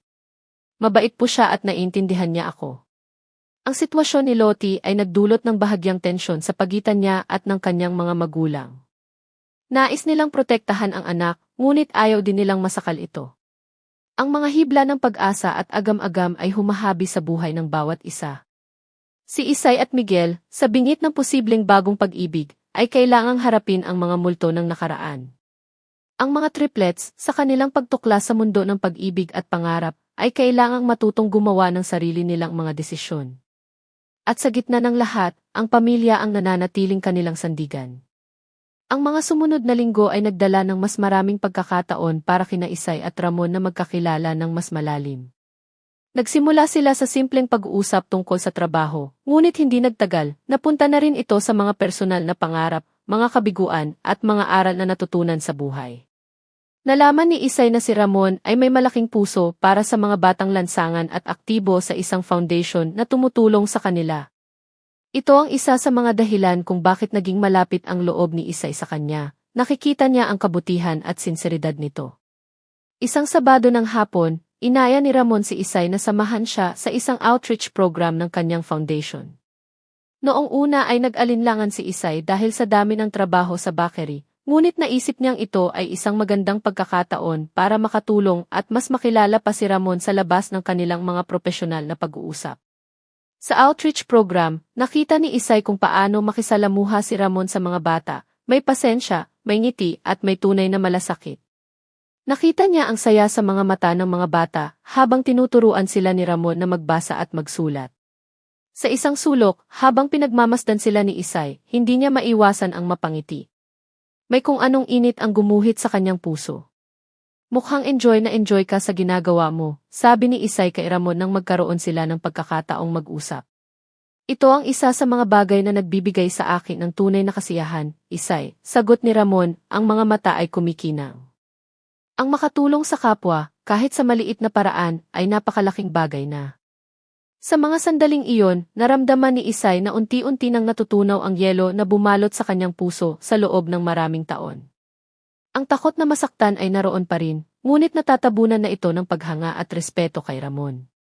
Alam mo, Ramon, pag-amin ni Isay, matagal na akong hindi nakaramdam ng ganitong gaan. Salamat sa pag-aya mo sa akin dito. Ngumiti si Ramon. Ako ang dapat magpasalamat, Isay. Dahil sa'yo, mas naging makulay ang araw na to. Ang mga simpleng salitang iyon ay nagdulot ng kakaibang kilig kay Isay. Isang kilig na matagal na niyang hindi naramdaman, o marahil, hindi pa niya naranasan sa paraang ito, isang kilig na hindi lang pisikal, kundi pati na rin emosyonal at intelektual. Samantala, ang pagkakaibigan ni Miguel at Angela ay lalo pang lumalim. Madalas na silang lumalabas para maghapunan pagkatapos ng trabaho, hindi na lang para pag-usapan ang negosyo, kundi para magbahaginan ng mga saloobin. Nalaman ni Miguel na si Angela ay lumaki sa isang simpleng pamilya at nagsikap ng husto para marating ang kanyang kinalalagyan ngayon. Ang kanyang pagiging matapang at direkta ay resulta ng kanyang determinasyon na huwag magpatalo sa mga hamon ng buhay. Isang gabi, habang naglalakad sila sa isang parke pagkatapos maghapunan, biglang napahinto si Angela. Miguel, sabi niya, seryoso ang mukha. May gusto akong itanong sa'yo at sana maging tapat ka sa akin. Kinabahan si Miguel. Ano yun, Angela? Totoo ba yung mga narinig ko tungkol sa nakaraan mo? Tungkol sa babaeng ina ng mga anak mo at sa kasal na hindi natuloy? Huminga ng malalim si Miguel. Alam niyang darating ang pagkakataong ito. At nagpasya siyang maging tapat. Ikinuwento niya kay Angela ang lahat, ang pagkakamali niya kay Isay, ang sakit na naidulot niya, ang eskandalo sa kasal, ang kanyang pagbagsak, at ang mahabang proseso ng kanyang pagbabago. Walang siyang itinago.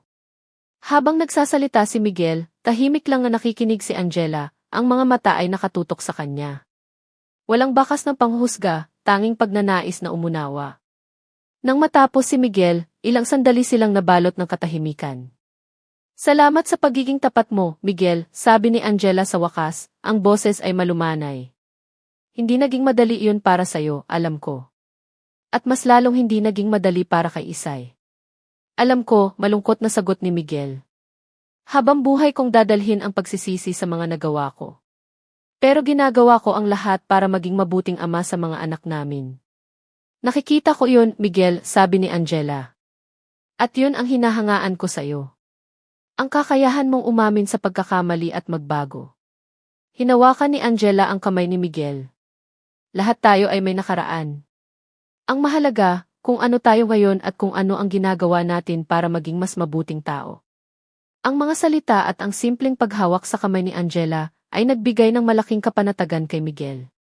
Naramdaman niyang sa wakas, may isang taong nakakaunawa sa kanya ng buo, kasama ang lahat ng kanyang mga kapintasan at pagkakamali. Ang takot niyang makasakit ay napalitan ng pag-asa na marahil, karapat-dapat din siyang sumaya muli. Sa tahanan ni na Isay, patuloy ang mga hamon sa pagpapalaki ng mga teenager. Si Lita, matapos ang ilang masinsinang pag-uusap kay Marco, ay napagdesisyonan na itigil na ang panliligaw nito. Napatunayan niyang tama ang kanyang kutob, hindi naging tapat si Marco tungkol sa ilang mahahalagang bagay sa buhay nito.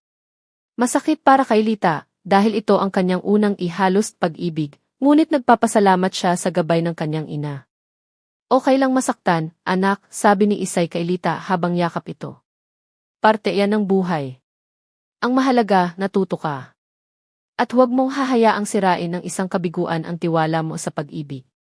Darating din ang tamang tao para sa iyo. Si Lottie naman ay patuloy na nahuhumaling kay Alex. Ngunit isang araw, nasangkot si Alex sa isang gulo sa eskwelahan na nagresulta sa suspension nito. Labis itong ikinalungkot at ikinabahala ni Lottie. Ma, hindi naman po masamang tao si Alex, umiiyak na sabi ni Lottie. Nagkamali lang po siya.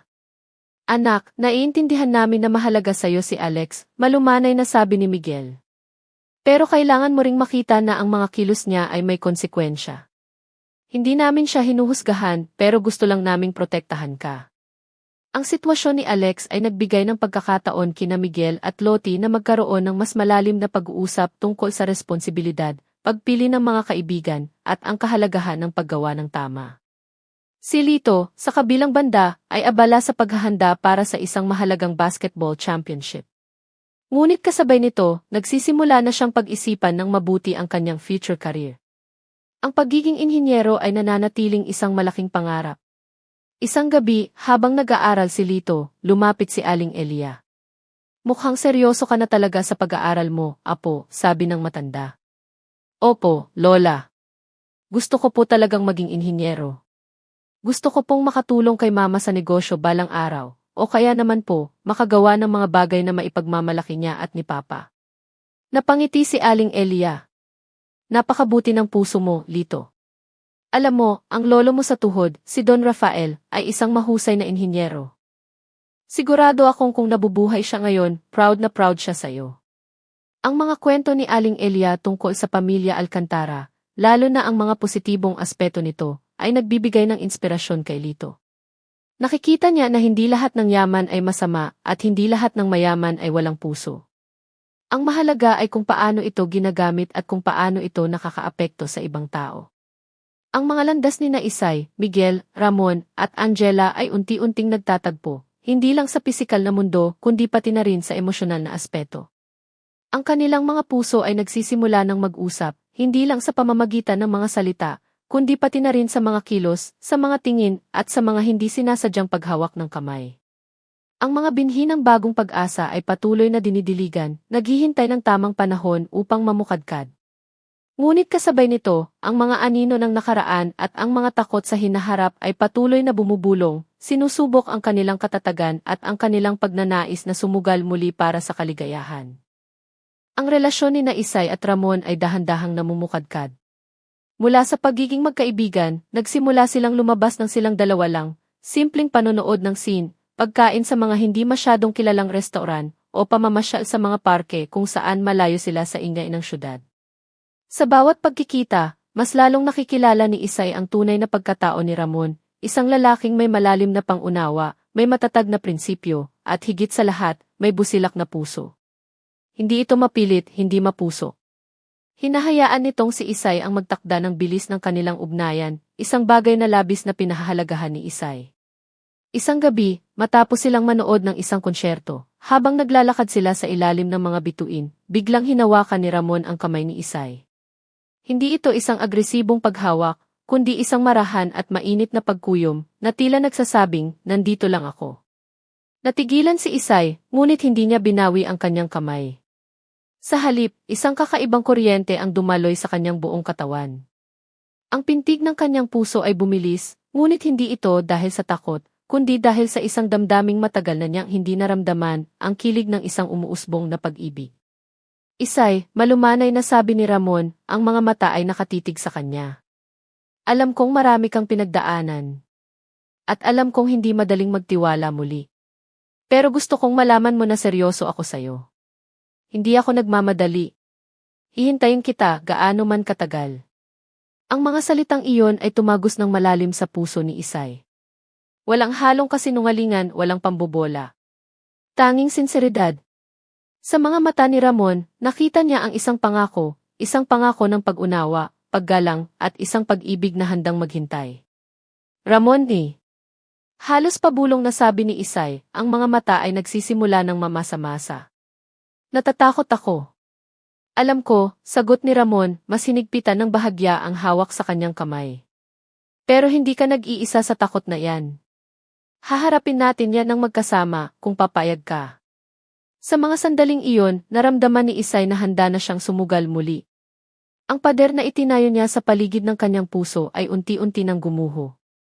Marahil, panahon na para bigyan niya ng pagkakataon ang sarili niyang lumigaya, hindi lang bilang ina, kundi bilang isang babae. Sa kabilang banda, ang ugnayan ni Miguel at Angela ay patuloy ding umuusad, bagamat mas maingat at mas maraming pag-uusap ang kanilang pinagdadaanan. Ang pagiging tapat ni Miguel tungkol sa kanyang nakaraan ay nagbukas ng pinto para sa mas malalim na koneksyon sa pagitan nila. Nakita ni Angela ang pagsisikap ni Miguel na magbago at maging mas mabuting tao, at iyon ang mas lalong nagpalapit sa kanya rito. Isang weekend, inaya ni Miguel si Angela na sumama sa kanya at sa mga triplets sa isang family outing sa isang resort malapit sa dagat. Noong una ay nag-alinlangan si Angela, hindi siya sigurado kung paano siya tatanggapin ng mga anak ni Miguel, lalo na't alam niyang napakalapit ng mga ito sa kanilang ina. Ngunit pumayag na rin siya, dala ng pagnanais na mas makilala pa ang pamilya ni Miguel. Ang outing ay naging masaya at puno ng tawanan. Nakita ni Angela kung gaano kamahal ni Miguel ang kanyang mga anak at kung gaano rin siya kamahal ng mga ito. Si Lito, bagamat medyo tahimik noong una, ay naging palagay na rin kay Angela nang malaman nitong pareho silang mahilig sa mga strategy board games. Si Lita, na laging mapanuri, ay unti-unting nakitaan ng ngiti habang nakikipagkwentuhan kay Angela tungkol sa mga libro at sining. At si Lottie, sa kanyang pagiging bibo, ay agad na naging kaibigan si Angela, lalo na nang malaman nitong marunong din palang kumanta si Angela. Mukhang nag-enjoy ka, sabi ni Miguel kay Angela habang pinagmamasdan nila ang mga bata na naglalaro sa buhanginan. Nakangiting sagot ni Angela. Napakaswerte mo sa mga anak mo, Miguel. At napakaswerte rin nila sa'yo. Salamat, Angela. Mahalaga sa akin na marinig yan mula sa'yo. Sa pagtatapos ng araw, habang pinagmamasdan nila ang paglubog ng araw, naramdaman ni Miguel ang isang kakaibang kapayapaan. Ang makasama si Angela at ang kanyang mga anak sa isang masayang sandali ay tila isang pangarap na natupad. Naisip niya, marahil, ito na ang simula ng isang bagong kabanata sa kanyang buhay, isang kabanata kung saan posible ang pag-ibig at pamilya, nang walang halong kasinungalingan o pagsisisi. Ngunit hindi lahat ay puro liwanag at saya. Ang mga anino ng nakaraan at ang mga bagong hamon ay patuloy na nagbabadya. Si Lita, sa kanyang pagsusumikap na makalimot sa kabiguan niya kay Marco, ay naging mas focus sa kanyang pag-aaral at sa kanyang pagsusulat. Ngunit isang araw, nakatanggap siya ng isang mensahe mula sa isang hindi kilalang numero na naglalaman ng mga larawan ni Marco kasama ang ibang babae na tila matagal na silang may relasyon. Ang mensahe ay may kasamang panunukso na tila sinasadyang saktan siya. Labis na nasaktan at napahiya si Lita. Pakiramdam niya ay pinaglaruan siya ng husto. Nagkulong siya sa kanyang kwarto at hindi na kinakausap ang sinuman. Sina Isay at Miguel ay labis na nag-alala. Anak, nandito lang kami, sabi ni Isay sa labas ng pinto ng kwarto ni Lita. Hindi mo kailangang harapin yan mag-isa. Sa tulong ni Aling Elia, na may likas na kahinahunan at pangunawa, unti-unting napapayag si Lita na magbukas ng saloobin. Ang insidente ay nagdulot ng mas malalim na sugat sa kanyang tiwala, ngunit naging daan din ito para mas mapalapit siya sa kanyang pamilya na nagpakita ng buong suporta at pagmamahal. Si Lottie naman ay patuloy na nakikipagkita kay Alex sa kabila ng pagtutol ng kanyang mga magulang. Ngunit isang gabi, habang kasama niya si Alex at ang mga kaibigan nito, nagkaroon ng isang hindi inaasahang raid ng mga pulis sa lugar kung saan sila nagja-jamming dahil sa hinalang may iligal na droga sa lugar. Bagamat walang nakuhang droga kina Lottie at Alex, ang insidente ay nagdulot ng malaking takot kay Lottie at kahihiyan sa kanilang pamilya. Sinabi na namin sa'yo, anak, na mag-ingat ka, galit na sabi ni Miguel kay Lottie, bagamat mas nangingibabaw ang pag-aalala. Hindi ito laro-laro lang. Ang pangyayaring ito ay naging isang malaking aral para kay Lottie. Naintindihan niya na ang pagiging mapusok at ang hindi pakikinig sa payo ng mga magulang ay maaaring magdulot ng panganib. Nagpasya siyang dumistansya muna kay Alex at pag-isipan ng mabuti ang kanyang mga desisyon. Habang ang mga triplets ay nahaharap sa kani-kanilang mga pagsubok, isang hindi inaasahang balita ang dumating kay Isay. Ang isa sa kanyang mga pinagkakatiwalaang manager sa A. Isay Sweet Delights ay nahuling nagnanakaw ng malaking halaga mula sa kumpanya. Ang manager na ito ay isa sa mga unang taong tinulungan ni Isay, isang taong pinagkatiwalaan niya ng husto. Ang pagtataksil na ito ay isang malaking dagok para kay Isay. Hindi lang dahil sa perang nawala, kundi dahil sa tiwalang nasira. Muli niyang naramdaman ang sakit ng pagiging biktima ng panloloko, tulad ng ginawa sa kanya ni Miguel noon. Paano niya nagawa sa akin to? Umiiyak na sabi ni Isay kay Aling Elia. Pagkatapos ng lahat ng tulong na ibinigay ko sa kanya. Niyakap ni Aling Elia si Isay. May mga tao talagang mapagsamantala, iha. Huwag mong hayaang sirain ng isang masamang karanasan ang kabutihan ng puso mo. Ang mahalaga, natuklasan mo ito agad at magagawan mo ng paraan. Sa gitna ng problemang ito, si Ramon ang naging sandalan ni Isay. Tinulungan siya nito sa mga legal na aspeto at binigyan ng emosyonal na suporta. Ang presensya ni Ramon ay nagbigay ng lakas kay Isay para harapin ang sitwasyon ng may katatagan. Ang mga pintig ng puso ni na Isay at Miguel ay lumalakas, patungo sa posibilidad ng bagong pag-ibig. Ngunit ang mga anino ng nakaraan at ang mga bagong hamon sa kanilang mga pamilya at personal na buhay ay patuloy na nagbabadya, sinusubok ang kanilang katatagan at ang lalim ng kanilang mga umuusbong na damdamin. Ang bawat pagsubok ay isang pagkakataon para sa paglago, ngunit isa ring paalala na ang landas patungo sa tunay na kaligayahan ay hindi laging madali. Ang pagtataksil ng kanyang manager ay nag-iwan ng malalim na sugat sa tiwala ni Isay. Naging mas maingat siya sa mga taong kanyang pinagkakatiwalaan, at mas naging metikuloso sa pamamalakad ng kanyang negosyo. Sa kabila ng sakit, pinili niyang huwag magpatalo sa galit. Sa tulong ni Ramon, na naging tapat niyang karamay, hinarap niya ang legal na proseso laban sa manager. Ito ay isang mahirap at emosyonal na laban, ngunit nagsilbi itong paalala, kay Isay na ang katatagan ay hindi nangangahulugang hindi na siya masasaktan, kundi ang kakayahang bumangon at lumaban sa kabila ng sakit. Isang hapon, habang abala si Isay sa pag-aayos ng mga dokumento sa kanyang opisina, pumasok si Ramon, may dalang kape at paboritong tinapay ni Isay. Mukhang kailangan mo ng break, sabi ni Ramon, isang ngiti ang gumuhit sa kanyang labi. Napangiti si Isay. Ang simpleng gesture ni Ramon ay nagbigay ng ginhawa sa kanyang pagod na isip. Salamat, Ramon. Hindi ko alam kung paano ko to haharapin kung wala ka. Lagi lang akong nandito para sa iyo, Isay, sagot ni Ramon, ang mga mata ay puno ng sinseridad. Alam kong mahirap ang pinagdadaanan mo, pero alam ko rin kung gaano ka katatag. Malalagpasan mo rin to. Sa mga sandaling iyon, naramdaman ni Isay ang init ng pagkalinga ni Ramon.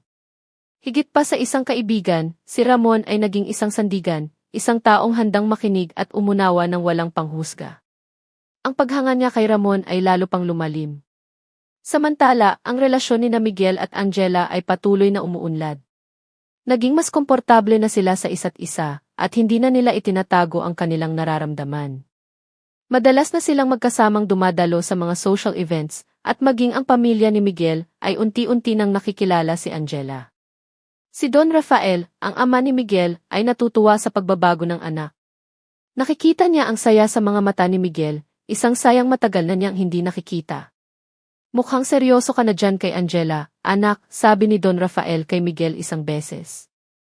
Opo pa, sagot ni Miguel. Iba si Angela. Nakikita niya ako, hindi bilang isang alkantara o bilang isang taong may madilim na nakaraan. At mahalaga yun sa akin. Mabuti yan, anak. Karapatan mong lumigaya.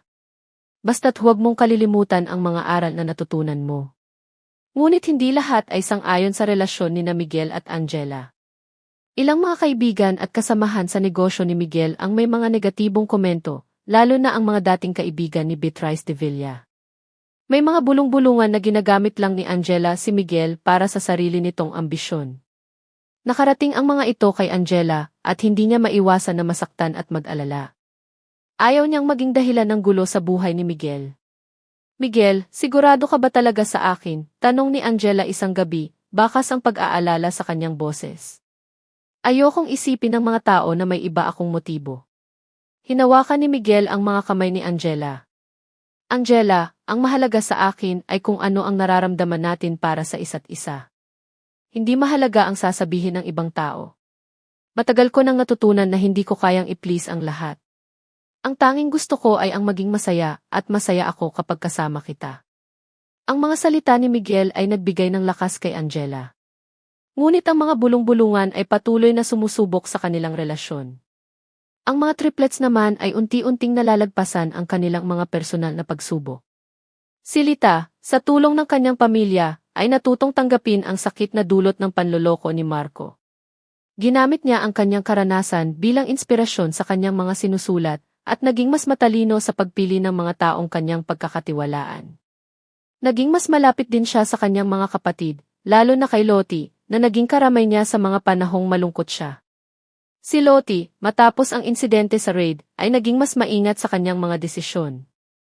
Dumistansya siya kay Alex, bagamat mahirap ito para sa kanya dahil naging malapit na sila. Naging mas focus siya sa kanyang pag-aaral at sa kanyang music club, kung saan natuklasan niya ang kanyang talento sa pagkanta, hindi lang sa pagtugtog ng instrumento. Si Lito naman ay patuloy na nagsisikap sa kanyang paglalaro ng basketball at sa kanyang pag-aaral. Ngunit isang araw, habang nasa isang mahalagang laro, nagtamo siya ng injury sa kanyang tuhod. Ayon sa doktor, kailangan niyang magpahinga ng matagal at posibleng hindi na siya makapaglaro sa parehong level tulad ng dati. Ang balitang ito ay isang malaking dagok para kay Lito. Ang basketball ang isa sa kanyang mga pinakamalaking pangarap. Pakiramdam niya ay gumuho ang kanyang mundo. Nagkulong siya sa kanyang kwarto, ayaw makipag-usap kahit kanino. Sina Isay at Miguel ay labis na nag-alala. Alam nila kung gaano kahalaga ang basketball kay Lito. Anak, alam naming masakit yan, sabi ni Miguel kay Lito. Pero hindi dito nagtatapos ang lahat. Marami ka pang ibang talento. Marami ka pang ibang pangarap na pwede mong abutin. Pero pa, ito po yung gusto ko, umiiyak na sabi ni Lito. Sa mga panahong ito, ang suporta ng buong pamilya ang naging sandigan ni Lito. Si Isay, sa kabila ng sarili niyang problema sa negosyo, ay laging nandyan para damayan ang anak. Si Miguel ay naglaan ng mas maraming oras para kausapin si Lito at tulungan itong makahanap ng ibang mga interes. Sina Lita at Lottie ay laging nagpapatawa at nagbibigay ng encouragement sa kanilang kuya. At si Aling Elia, sa kanyang karunungan, ay nagbigay ng mahalagang payo. Lito, apo, sabi niya isang araw. Minsan, may mga pinto na nagsasara sa atin. Pero huwag kang mag-alala, dahil kapag may nagsasarang pinto, mayroon ding mga bintanang nagbubukas. Kailangan mo lang hanapin ang mga iyon. Ang mga salita ni Aling Elia ay nagbigay ng pag-asa kay Lito. Dahan-dahan niyang tinanggap ang sitwasyon at nagsimulang tuklasin ang iba pa niyang mga interes, kabilang na ang kanyang pangarap na maging inhinyero. Isang umaga, habang nagkakape si Isay sa beranda, lumapit si Aling Elia, may hawak na isang lumang album. Isay, iha, may gusto akong ipakita sa'yo, sabi ng matanda, umupo sa tabi niya. Binuksan ni Aling Elia ang album. Naglalaman ito ng mga lumang litrato, mga litrato ng kanyang kabataan, ng kanyang yumaong asawa, at ng kanyang mga anak na nasa ibang bansa na. Alam mo, iha, panimula ni Aling Elia, ang buhay ay parang isang album na puno ng mga litrato. May mga masasayang alaala, may mga malulungkot. May mga taong dumarating, may mga umaalis. Pero bawat isa sa kanila, bawat karanasan, ay may iniiwang aral at nagiging parte ng kung sino tayo. Tumingin si Aling Elia kay Isay, ang mga mata ay puno ng pagmamahal. Ikaw, Isay, ang pamilya mo, kayo ang isa sa pinakamagandang litrato sa album ng buhay ko. Huwag mong kakalimutan yan. Niyakap ni Isay si Aling Elia, ang puso ay puno ng pasasalamat. Sa gitna ng lahat ng pagsubok, ang pagkakaroon ng isang pamilyang nagmamahalan at isang taong tulad ni Aling Elia ay isang biyaya na hindi matatawaran. Ang mga pagsubok sa katatagan ay patuloy na dumarating, ngunit sa bawat isa, mas lalong tumitibay ang pundasyon ng kanilang pamilya. Ang liwanag sa dulo ng dilim ay unti-unti nang nasisilayan, dala ng pag-asa, pagmamahal, at pananampalataya sa isa't isa. Ang bawat karakter ay natututong harapin ang kanilang mga personal na demonyo, at sa proseso, mas lalo nilang nakikilala ang kanilang mga sarili at ang tunay na kahulugan ng kaligayahan.